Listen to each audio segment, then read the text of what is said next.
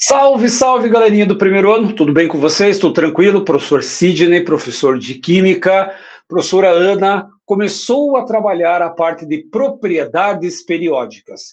Então, em todo esse momento que você estudou com ela, inclusive nas minhas revisões aí que você está fazendo de forma online, você já viu como que eu classifico a tabela periódica em grupos e períodos, já viu como se dá grupo.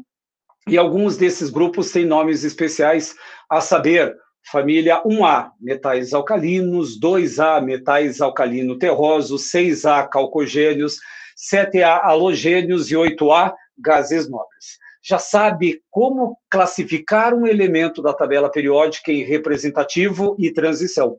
Tudo isso você já revisou e já fez aqui.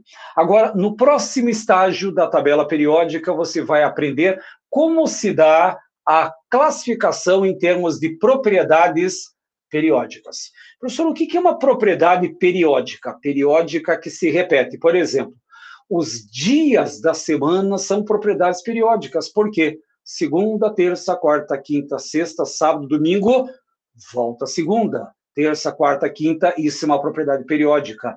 As semanas, os meses são propriedades periódicas. Quer ver? Janeiro, fevereiro, março, abril, maio, aí chega dezembro, volta janeiro, continua dentro de um ciclo. Isso é uma propriedade periódica. As estações do ano são propriedades periódicas. Tudo que pode ter um final e volta para o estágio inicial, você tem uma propriedade periódica. E dentro da nossa química, você vai encontrar, deixa eu pegar minhas canetas aqui, você vai encontrar uma série dessas propriedades. Opa, tá aqui.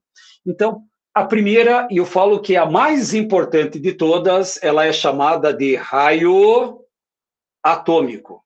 Raio atômico. O que é esse tal de raio atômico? A princípio, raio atômico é a distância entre dois núcleos. Então, raio atômico, a princípio, é isso daqui, ó. Se tem um núcleo e tem outro átomo. Para você descobrir qual é o raio atômico, você vai pegar a distância entre esses dois núcleos e vai dividir por 2. A princípio, esse é o nosso raio atômico. Porém, na prática, raio atômico nada mais é do que o tamanho do átomo. E como é que eu determino esse tamanho do átomo? Através do núcleo ou da eletrosfera? Sempre através da eletrosfera. Sempre, porque o núcleo ele é PPP, pequeno, pesado e positivo. É assim que funciona.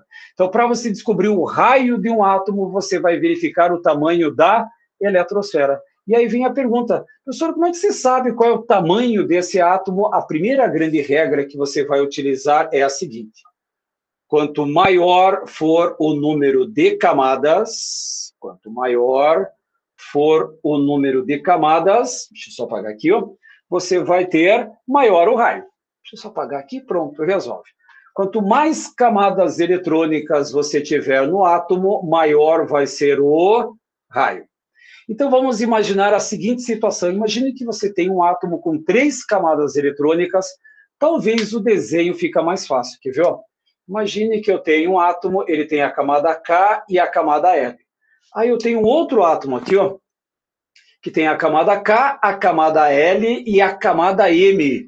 Olhando essas duas representações, qual dos dois átomos tem maior raio? Esse daqui. Por quê? Porque ele tem mais camadas eletrônicas. Quanto mais camadas, maior vai ser o tamanho dele. Porém, tem um probleminha. E se o átomo estiver na mesma camada eletrônica? Por exemplo, vamos imaginar que você tenha os seguintes elementos. Vamos imaginar que você tenha um sódio 11 e que você tenha um cloro 17. Você já está craque em distribuição eletrônica, só que aqui eu vou fazer o seguinte, ó. Eu já vou colocar a configuração em camadas. Mas para você chegar nessas camadas, você precisa 1s2, 2s2, 2p6. E aqui você vai encontrar 7 elétrons na camada M. Então, primeiramente, você teria que fazer distribuição eletrônica, porém, perceba, esse sódio tem 3 camadas eletrônicas e esse cloro também tem 3 camadas eletrônicas. E agora, como é que eu vou saber qual desses átomos apresenta o maior raio? Ah, professor, pelo número de camadas, tá? Só que aqui tem 3 camadas, aqui também tem 3 camadas. E agora, como é que eu vou fazer o desempate? Eu gosto que você preste atenção no seguinte desempenho. Então, olha só. Esse sódio, ele tem 11 prótons no núcleo, e esse cloro tem 17 prótons no núcleo. Recordando que o próton tem carga positiva e está no núcleo, e o elétron tem carga negativa e está na eletrosfera. E como o elétron tem uma massa desprezível, esse elétron sempre vai ser atraído pela carga positiva. Assim que vai funcionar. Só que agora presta bem atenção. Aqui eu tenho 11 cargas positivas e aqui eu tenho 17 cargas positivas. Qual desses dois núcleos é mais poderoso em termos de atração? Aquele que tem 11 cargas positivas ou aquele que tem 17 cargas positivas? Quanto mais cargas positivas você tiver no núcleo, mais forte e mais poderoso esse núcleo vai ser em termos de atração. Agora pense o seguinte, vamos imaginar que a minha mão esquerda fosse o núcleo e essa caneta preta seja um elétron. Se você colocar mais prótons nesse núcleo, mais positivo esse núcleo será. E como eu tenho um elétron negativo, o que acontece com esse elétron se esse meu núcleo aqui for muito positivo? Ele tem maior força de atração, portanto, os elétrons eles ficam mais próximos. E quando o elétron se aproxima, o que acontece com o tamanho desse átomo? Diminui. Captou a mensagem? Vou repetir. Eu tenho minha mão esquerda como se fosse o núcleo e a caneta preta como sendo um elétron. Se você aumentar a quantidade de prótons, como acontece aqui, ó, eu tenho 11 prótons e aqui eu tenho 17, ou seja, esse núcleo com 17 prótons tem 6 prótons a mais.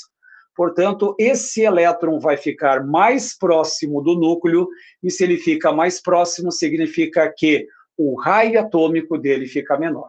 Então, o que acontece? Para você determinar o raio atômico, quanto maior for o número de camadas, obviamente maior vai ser o raio. Mas se ele empatar, então vamos fazer o seguinte, vamos colocar um desempate aqui, ó. Na hora que você desempatar isso aqui, vamos colocar como observação na mesma camada, no mesmo nível. Quando o elemento estiver na mesma camada eletrônica, vai existir um desempate. E como que eu vou desempatar se eles têm a mesma quantidade de camadas? Aí o nosso desempate vai funcionar assim, ó. Quanto maior for o número de prótons, maior vai ser a força de atração, e quanto maior for essa atração, o que acontece com o nosso elétron? Mais próximo do núcleo ele fica, e aí, consequentemente, menor vai ser o raio atômico. Essa propriedade ela é extremamente importante. Deixa eu apagar aqui para ficar mais fácil para vocês visualizarem. Então, olhem bem, essas duas características são demasiadas importantes para você compreender raio. Quanto mais camadas eletrônicas você tiver, maior é o raio. Agora, se eles estiverem empatados na mesma camada, aquele que tem mais prótons tem um núcleo mais poderoso, maior força de atração, o elétron fica mais próximo e, consequentemente, o raio vai ser menor. É assim que vai funcionar. Tanto que a professora Ana provavelmente deve ter mostrado para vocês a seguinte ideia. Deixa eu pegar minha caneta aqui, ó. Você vai analisar o seguinte. Numa tabela periódica, vamos desenhar a tabelinha aqui, ó. Você vai perceber que o raio atômico, ele cresce de que maneira? Quanto mais camadas eletrônicas você tiver, maior é o raio. Portanto, cresce de cima para baixo. Agora, quando ele está no mesmo período, quanto mais prótons, maior a força de atração, menor é o raio. Eu sempre brinco que o mais é menos e o menos é mais. Aquele que tiver mais prótons tem menor raio, aquele que tem menos prótons vai ter maior raio, mas só é válido se estiver na mesma camada. Portanto, o raio atômico ele cresce da direita para a esquerda. Essas duas setas são fundamentais para você compreender o raio. Eu dou uma pequena analogia. Se você esquecer, na hora da atividade, na hora da prova, eu faço a seguinte analogia. Comparem o raio atômico com o seu pé esquerdo. aonde que o seu pé esquerdo se encontra? À esquerda e embaixo. Portanto, o raio atômico é, numa analogia com o seu corpo, o pé esquerdo. Ele está embaixo e à esquerda. E essa propriedade é importantíssima. Por quê? Porque as outras propriedades vão depender muito disso aqui. Então, o raio atômico está aqui, só que nossa vida em tabela periódica não se resume só em raio atômico. Nós vamos encontrar uma outra propriedade chamada de energia de ionização. Energia de ionização. Como é um nome muito comprido aqui, ó, eu vou chamar isso aqui de EI, energia de ionização. Primeiro, o que você entende o que é energia de ionização? A princípio, eu vou colocar um elemento no estado gasoso, aí você vai aplicar uma energia nesse átomo, e esse átomo vai ser transformado em um cátion, mais um elétron.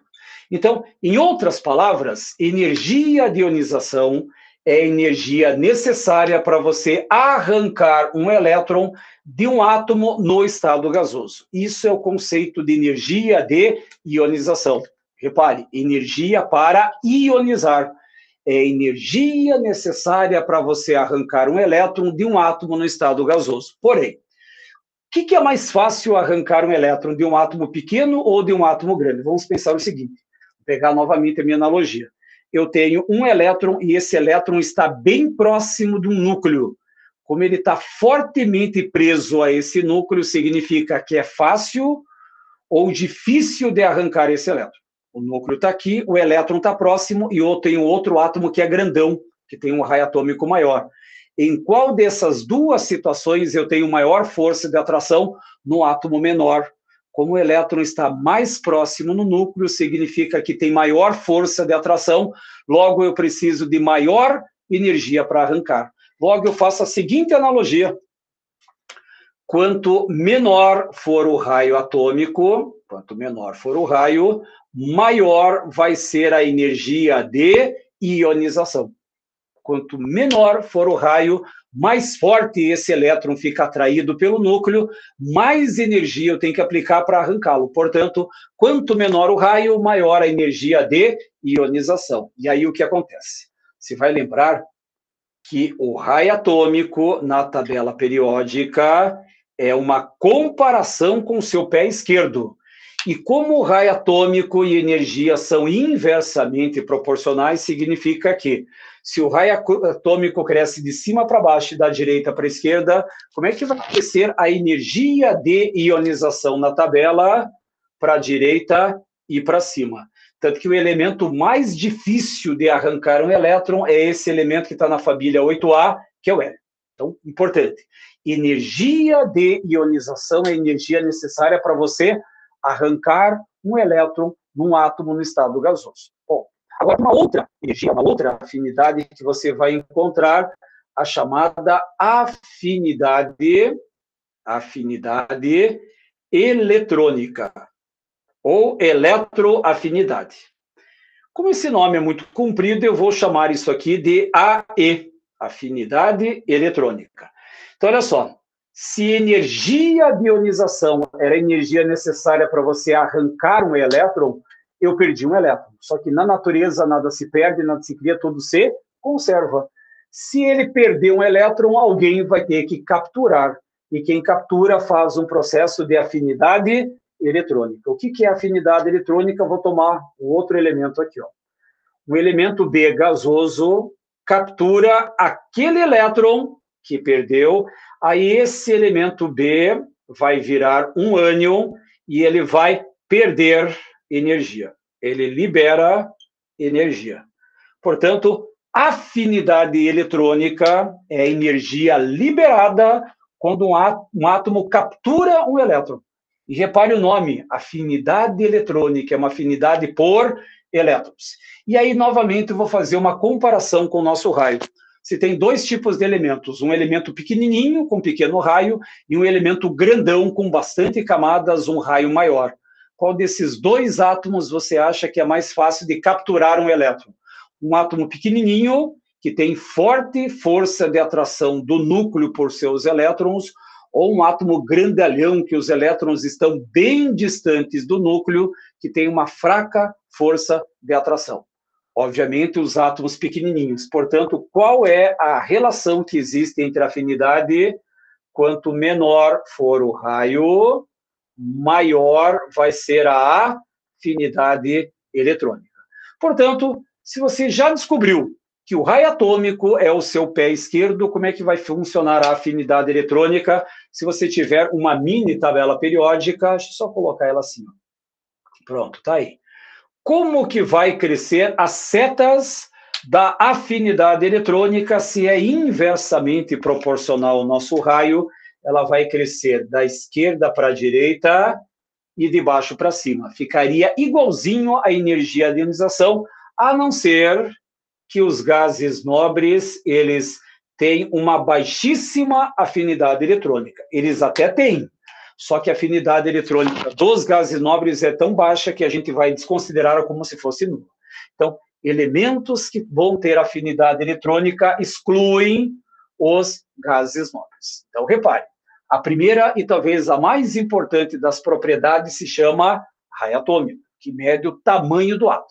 Só que esse tamanho do átomo interfere na energia de ionização e interfere na afinidade eletrônica. Por quê? Energia de ionização, energia para você arrancar o elétron. E como o átomo é pequenininho, o elétron está fortemente preso ao núcleo, portanto, difícil de arrancá-lo. Logo, vou ter que colocar uma alta energia.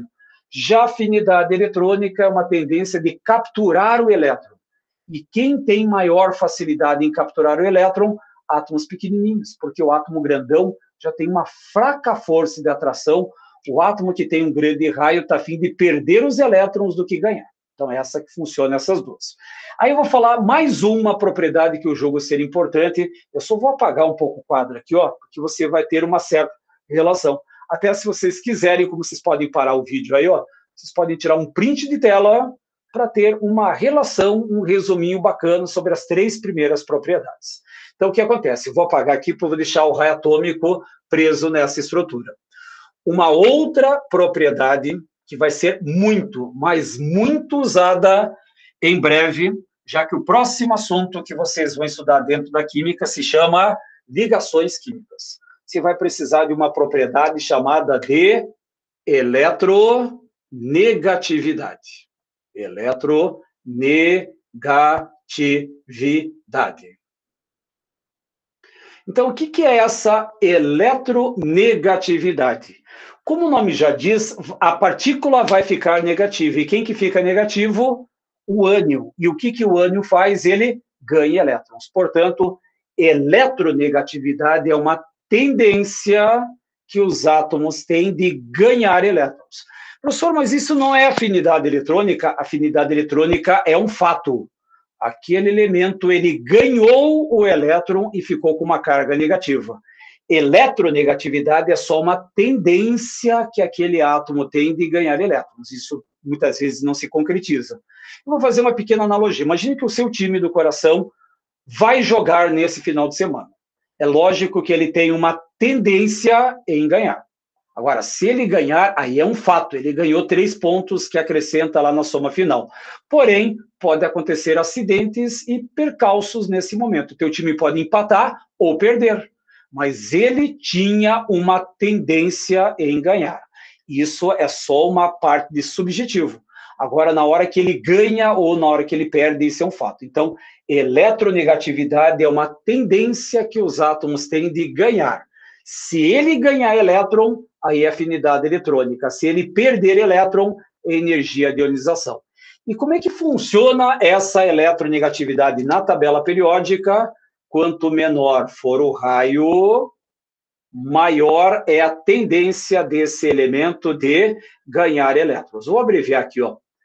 Quanto menor for o raio, maior vai ser a eletronegatividade. E como é que funcionaria essa eletronegatividade na tabela periódica? Aí você desenha a sua mini tabela periódica, e como elas são inversamente proporcionais, o nosso raio atômico é o pé esquerdo, portanto, vem para cá e para cima, e novamente não entram os gases nobres nessa história. eletronegatividade. É uma tendência que os átomos têm de ganhar. E quem ganha são os átomos menorzinhos. Quanto menor o átomo, maior a tendência desse elemento ganhar comparado com o elemento que é grande. Agora, se existe eletronegatividade, obviamente existe a chamada eletropositividade. Positividade. Se eletronegatividade era uma tendência de ganhar elétrons, eletropositividade é uma tendência de perder elétrons. E quem tem melhor tendência de perder elétrons? Os átomos pequenininhos ou átomos grandalhões em que o elétron está muito distante do núcleo e tem uma fraca atração? Átomos grandalhões. Então, significa que, para você fazer uma relação de eletropositividade, você vai fazer o seguinte: quanto menor for o raio, maior a tendência do elemento perder esse elétron. Portanto, maior vai ser a eletropositividade. Vou abreviar de novo. E como funcionam as nossas setas na eletropositividade? Aí você vai ter o seguinte: desenha a sua mini tabela periódica. E como o raio atômico e eletropositividade têm o mesmo tipo de grandeza, é igual ao nosso pé esquerdo. E como é que cresce o nosso pé esquerdo? Ele cresce de cima para baixo e da direita para a esquerda. Só que, novamente, não entram os gases nobres nessa relação. Então, olhem bem. Quando você vai pensar em propriedades periódicas, eu acabo de listar as 5 principais. Raio atômico, que eu considero a mais importante de todas, que é o tamanho dos átomos, entre aspas, energia de ionização, que é a energia absorvida para perder um elétron, afinidade eletrônica, energia liberada quando um átomo captura um elétron, e aí eletronegatividade, que é uma tendência, e eletropositividade, uma tendência de perder. A eletronegatividade de ganhar e a eletropositividade de perder elétrons. E repare, se você fizer uma comparação com o raio atômico, lembrando que essa comparação é o nosso pé esquerdo. A esquerda e embaixo do seu corpo são as setas que você necessita. Então, eu acredito que essas informações vão te ajudar a você compreender melhor esse assunto de propriedades periódicas. Provavelmente vai ter outras, como densidade, que cresce de cima para baixo, das laterais para o centro, ponto de ebulição, que segue o mesmo princípio da densidade, só que tem uma exceção nos metais alcalinos, que cresce de baixo para cima, mas basicamente essas 5 resolvem grande parte desses problemas. Gente, um grande abraço, se cuidem, e na próxima semana nós damos continuidade a essas nossas revisões. Um grande abraço e até a semana que vem. Tchau, gente, se cuidem.